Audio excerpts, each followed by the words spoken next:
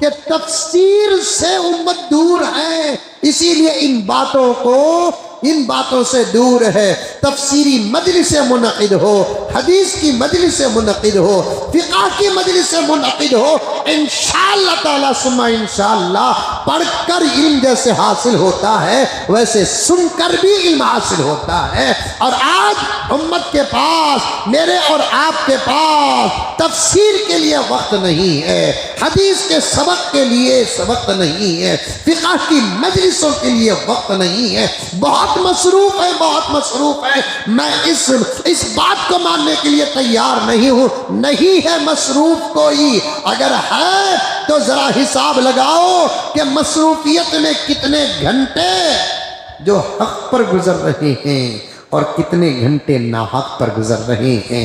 جو وقت بیکار جا رہا، جو وقت ناجائز پر جا رہا، جو وقت ناحق پر جا رہا ہے، اسے بھی آج زمانہ مصروفیت میں داخل کر رہا۔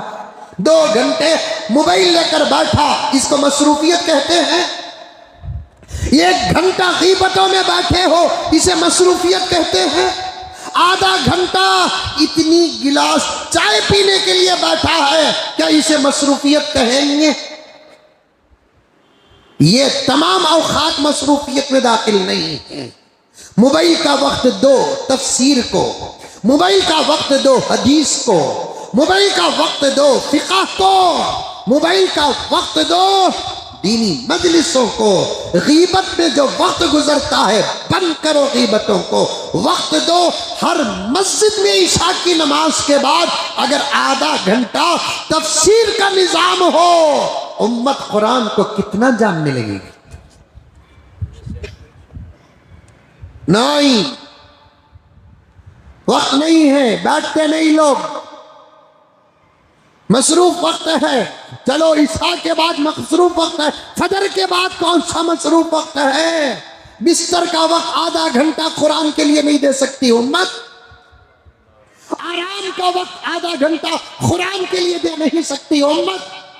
آج ہم بچ رہے ہیں تو دھرتی میں قرآن کا صدقہ ہے، دھرتی میں میرے آقا حضرت محمد مصطفیٰ صلی اللہ علیہ وسلم کا صدقہ ہے، مدارس عربیہ کے بچوں کی تلاوت کا صدقہ ہے، کعبۃ اللہ کا صدقہ ہے، گنبد خضرا کا صدقہ ہے، جس کے صدقے ہم بڑے شان کے ساتھ جی رہے ہیں۔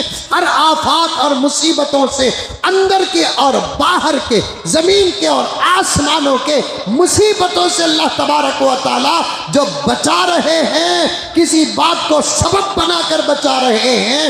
ان باتوں میں سے ایک بات کیا ہے کہ زمین میں اللہ کا کلام ہے۔ جب اللہ کا کلام زمین میں ہوگا تو اللہ کا عذاب نہیں آئے گا۔ حدیث کا اشارہ بھی ہے کہ قیامت سے پہلے اللہ تبارک و تعالی زمین سے قرآن کو اٹھا لیں گے، قرآن والوں کو اٹھا لیں گے، کعبے کو اٹھا لیں گے، اس کے بعد قیامت کو نازل کریں گے۔ دو وقت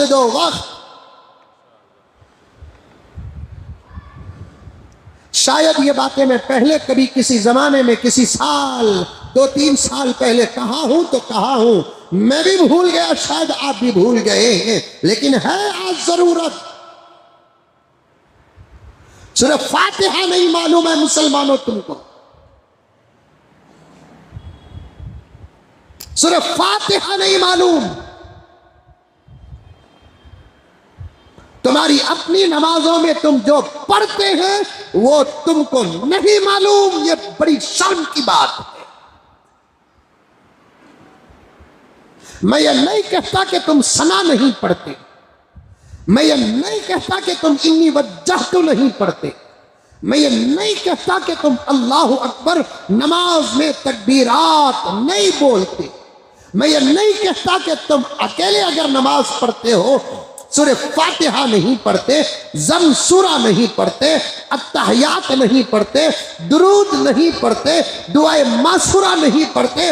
میں نہیں کہتا، میں الزام نہیں لگاتا، مجھے تمہارے اوپر اچھا اچھا گمان ہے تم انی وجہت بھی پڑھتے ہیں، اللہ اکبر بھی پڑھتے ہیں، ثنا بھی پڑھتے ہیں، سورہ فاتحہ بھی پڑھتے ہیں، سورہ اخلاص بھی پڑھتے ہیں، سورہ کوثر بھی پڑھتے ہیں، التحیات بھی پڑھتے ہیں، درود شریف بھی پڑھتے ہیں، دعائے مسورہ بھی پڑھتے ہیں، سب کچھ پڑھتے ہیں، لیکن میرے ایک سوال کا جواب دو، نماز کے شروع کرنے سے پہلے تم انی وجہت پڑھتے ہیں، کیا ترجمہ؟ نماز شروع کرنے کے بعد ثنا پڑھتے ہیں، کیا ترجمہ؟ نماز میں سورہ فاتحہ پڑھتے ہیں، تم کو فاتحہ سمجھ میں آ رہا ہے کیا؟ نماز میں تم سورہ اخلاص پڑھتے ہو، کیا تم کو سورہ اخلاص سمجھ میں آ رہا ہے؟ نماز میں تم التحیات پڑھتے ہو، التحیات کیا مطلب ہے؟ التحیات کا ترجمہ کیا ہے؟ کیوں پڑھا جاتا ہے؟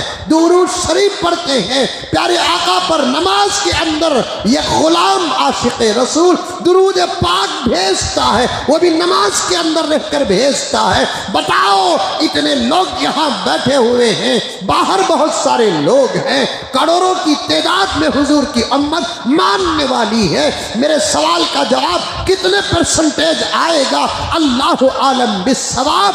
آقا کے درود کا ترجمہ کتنوں کو معلوم ہے؟ صلی اللہ علیہ وسلم کا ترجمہ کیا ہے؟ صلی وسلم کا ترجمہ کیا ہے؟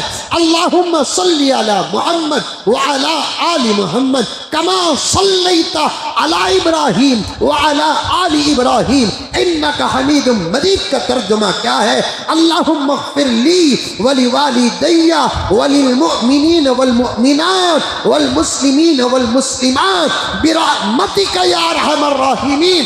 آخری قاعدے میں آپ پڑھتے ہو یا دوسرا اور کوئی دعا پڑھتے ہو، اللہم انی ظلمت نفسی ظلما کثیرا الی آخر دعا۔ میں پوچھوں تمہارا بھائی بن کر، تمہارا دوست بن کر، یہ فکر مند ساتھی بن کر میں آپ سے پوچھنا چاہتا ہوں، اتنے سوالات کے کتنے جوابات تمہارے پاس؟ ایسی کھوکھلی نماز کیا بدلے گی ہم کو؟ بے پرواہ نماز، غافل نماز ہم کو کیا بدلے گی؟ جمعے کے ذریعے سے سننے والی ماں اور بہنوں کو بھی پوچھنا چاہتا ہوں، تم بھی تو یہی ہے، سالن بنائے تو معلوم ہے اس سالن میں مرچی کیوں ڈالا جاتا ہے، ادرک لہسن کیوں ڈالا جاتا ہے، گرم مسالہ کیوں ڈالا جاتا ہے، اور دوسرے لوازمات اور مسالہ جات کیوں ڈالے جاتے ہیں، سب معلوم ہے، لیکن یہ نہیں معلوم کہ نماز میں یہ کیوں پڑھا جاتا ہے، اس کا مطلب کیا ہے، اس کا مطلب کیا ہے، کیا نہیں معلوم ہے؟ بیٹھو، ہر مسجد میں تفسیر کا نظام ہو، اور آج سننے میں آ رہا ہے ہمارے دعوت و تبلیغ کے کچھ ساتھیاں جو دائی بھی نہیں، ساتھی بھی نہیں، وہ باغی ہے، باغی، برابر تفسیروں کے مجلسوں کو روکتا ہے۔ جب دعوت کے نظام میں بیٹھنے کا وقت آتا ہے، خصوصی بات وہ عمومی بات، بیٹھ تو جاتا ہے، دوسرے یا تیسرے دن وہی عشاء کے بعد اسی مسجد کے اندر 15 منٹ مولانا امام صاحب سند یافتہ بڑے مدرسے کا فارغ، فری اور مفت، اپنے طرف سے اللہ کو راضی کرنے کے لیے، قرآن کی خدمت کرنے کے لیے، تفسیر کرنے کے لیے قرآن کھول کر بیٹھتا ہے۔ کل دعوت کی مجلس میں بیٹھنے والا ساتھی آج تفسیر کی مجلس میں نہیں بیٹھ رہا ہے۔ جہالت ہے، جہالت، جہالت ہے، جہالت۔ تفسیر نہ ہو تو قرآن سمجھ میں نہیں آئے گا۔ حضور صلی اللہ علیہ وسلم تفسیر کرتے تھے قرآن کی۔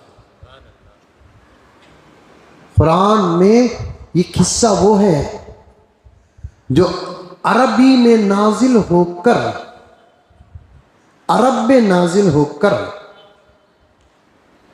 صحابہ کو سمجھ میں نہیں آتا تھا، صحابہ کو سمجھ میں نہیں آتا تھا۔